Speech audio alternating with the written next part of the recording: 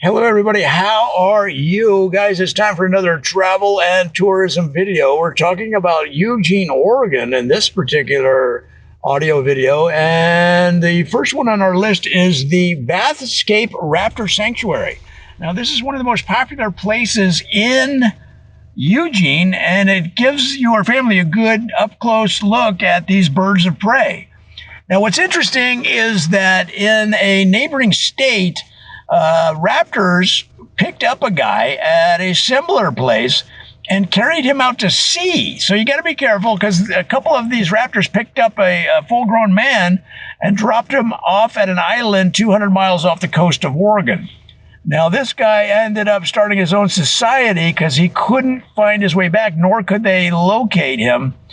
And so now some people might say that's a good thing. I don't mind getting dropped off at an island and starting my own society. And in fact, he is now the king of this island and rules over basically about a quarter-mile square island. So there are some, things you got to be aware of when you're in the presence of raptors. But go down there to Bathscape Raptor Sanctuary. You guys are going to love it. Now, the next one on our list is the Willy Bike Trail. Now, Willy was the first graduate of the University of Oregon back when the university first started in 1870. And his name was William, but everybody called him Willy. And he was one of the first people. He graduated from the school, and then as bicycles became big in the late 1800s, early 1900s, he created a bike trail that ran all the way from the University of Oregon up through Eugene and through the mountains, the Rocky Mountains heading east, and then, of course, into Colorado Springs. So the reason he did that is that they were big rivals at that time, the University of Colorado Springs and the University of Oregon. So the bike trail is still there.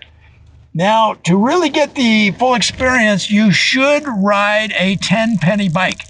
Now, this is also known as a farthing bike, a penny farthing. Some people call them a nickel dimer, or some people call them a bone rattler. And these are the big wheel bikes. Like you see the big front wheel would be like taller than the person. Now, the challenge is to get on them. Now, when you rent them, a lot of people can't buy them because they're expensive. But if you rent one, they'll put you on the back of a giraffe, and that gets you high enough to get onto the penny farthing bike. And then, of course, you can roll down as fast as you want. And those goes pretty quick, guys, because there's those big tires down the Willy bike trail. So give that a try. I think you're going to love it. Now, the next one on our list, number 3, is Mount Piscate. Mount Piscate is a local mountain. It's got plenty of hiking trails. And a lot of people like to sing the Piscate song when they go up there because it's been a tradition for dozens of years, guys. So the song goes, Mount Piscate, we're getting away from our cares today. We're hiking up Mount Piscate. Hopefully I won't fall off a cliff today. So that's the song, guys, and you get the whole family singing it. You're all got your backpacks. You're eating those granola bars, drinking a healthy juice, and just get the fresh air and frogs croaking and birds singing. It's a lot of fun for the whole family.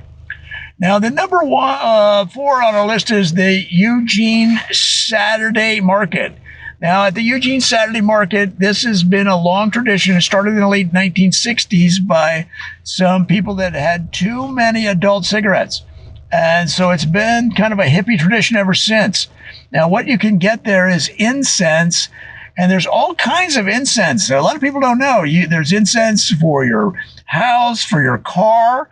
You can even get incense for your boat, for your fishing rod. So you can burn some incense right there from your fishing rod so that when you're out there in the Oregon Lakes area, getting that fresh northern pike, you still have that burning incense. So go down there to the Saturday market. Now, they also have a deal where a local oil change place, if you do buy tickets to the market, you'll get 50% off an oil change, which is very useful. It's a very good deal. because of the price of oil these days. And they'll throw in some free incense. So that is a really good deal for the whole family, and you're going to enjoy all of the crafts they have down there. They have live music. Give that one a shot. And finally, the number 5 on our list of things you can only do in Eugene is the Bowen Bowie Rose Garden. Now, this is a very famous rose garden, and what the tradition in town is to go down there. They'll give you a dozen roses. You clip them and glue them to your car.